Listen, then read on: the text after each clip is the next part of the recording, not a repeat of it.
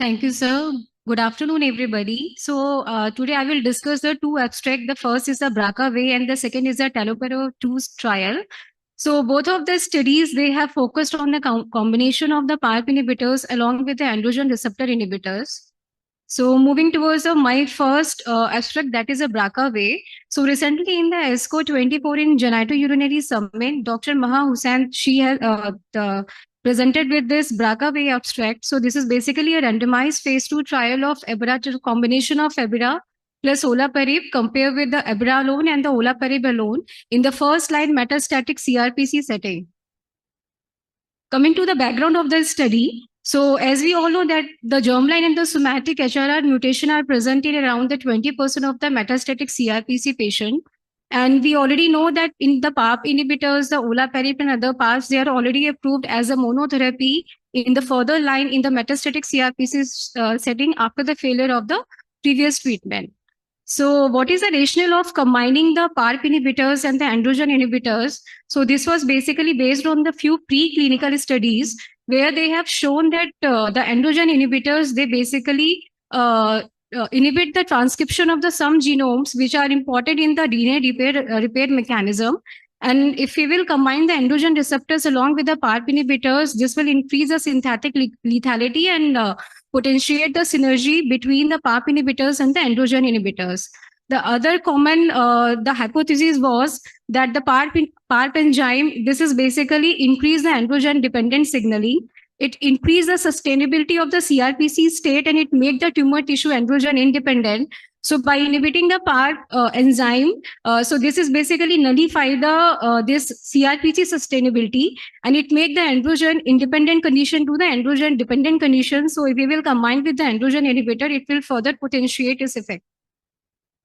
Coming to the study design, so in this BRCAAway's patient, the metastatic CRPC patient, in the first line setting, who the patient who has not been treated previously for the abira or even the chemotherapy for the CRPC setting, the 165 patients were registered and all the patients, they have underwent the germline NGS testing. And out of these 165 patients, 61 patients were found to be HRR mutation positive. And these 61 patients were randomized into 1:1:1 randomization into the arm 1, that is abira alone. Arm 2 is a olaparib alone, and the arm 3 is a combination of the abira and the olaparib. So primary endpoint of this study was a progression-free survival determined by the RECIST criteria, prostate cancer working group, clinical assessment, and the death. The other secondary endpoints were overall response rate, PSA response rate, and the safety profile. So all the patients were followed for the radiological progression or unacceptable toxicity. And the patient of arm 1 and the arm 2, they have been crossed over to each other once the progression happened. So this is a baseline characteristic. As we can see here, all the three arms were, the baseline characteristics are comparable. The median PSA was found to be 14, 14, and 15 in the each arm. The most common metastatic site was the bone, followed by the lymph node and the visceral mets. Among the 61 patients who were mutation positive, the germline mutation was present in the 33 patients and the somatic mutation was overall present in the 28 patients. Among the mutation, the most common mutation was the BRCA2, followed by the BRCA1 and the ATM mutation.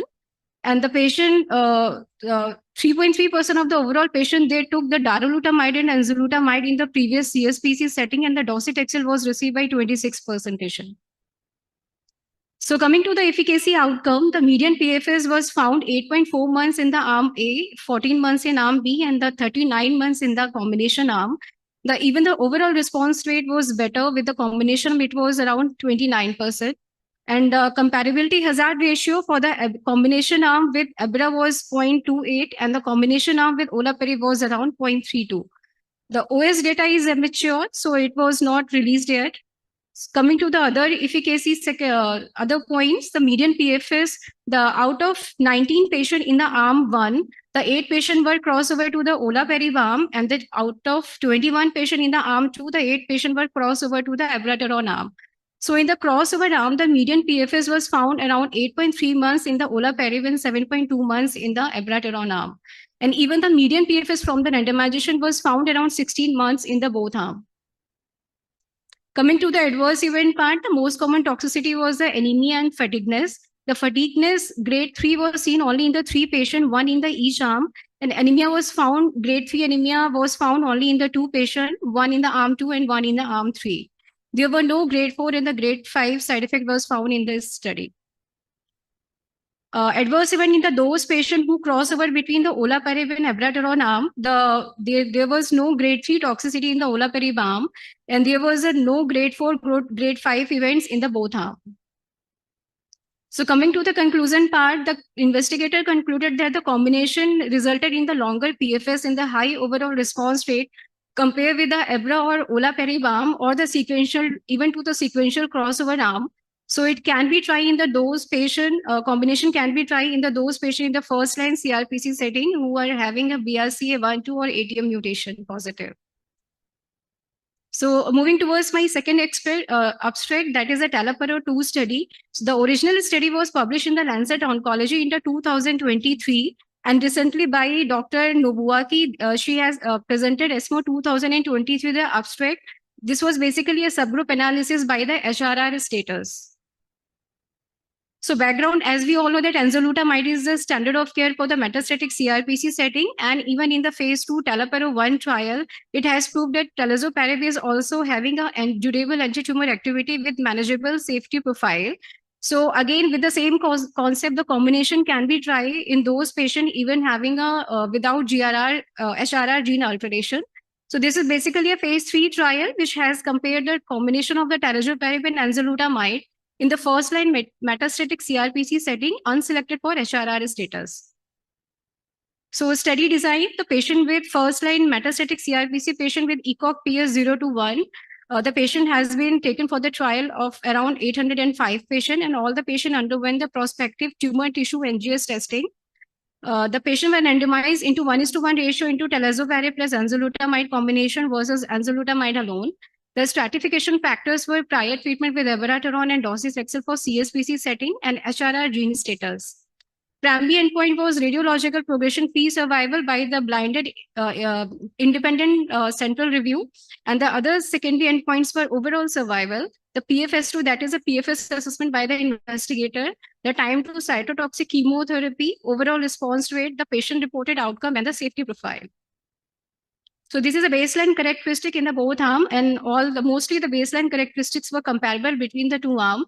The prior treatment with abira or the docetaxel was given in around 27% patient in the each arm. Around 21.1% patient in the combination arm, the patient were HRR positive, and around 20.8% in the enzalutamide alone arm, the patient were HRR positive. So this is a baseline characteristic stratified by the HRR gene status.